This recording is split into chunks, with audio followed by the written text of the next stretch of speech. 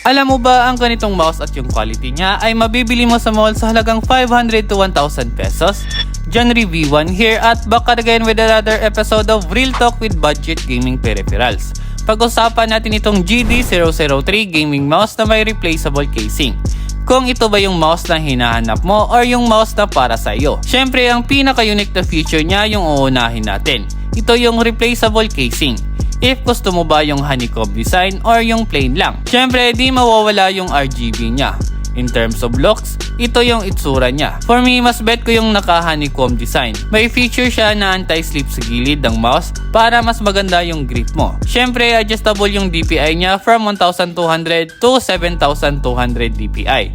Which is for me, bihira lang sa ganitong presyo. Braided cable na rin para di mabilis masira or maputol yung wire niya. At sa game test naman at sa experience ko, pwede ito sa mga FPS games kung wala ka pang budget sa mga mid-range or high-end na mga mouse. Isa ito sa mga magagandang mouse na nagamit ko sa mga FPS games. If other genre naman yung laro mo, well, panigurado akong papasa to sa'yo if budget gaming mouse lang yung hanap mo. If you will ask me if i-recommend ko siya sa FPS games, I'll say yes, if wala ka pang budget. If meron naman kayong 500 to 1,000 pesos, syempre mas marami pang mas maganda rito. If wala ka pang budget at thrift mo itong mouse na ito, nasa yellow basket lang yan at follow me for more tech reviews.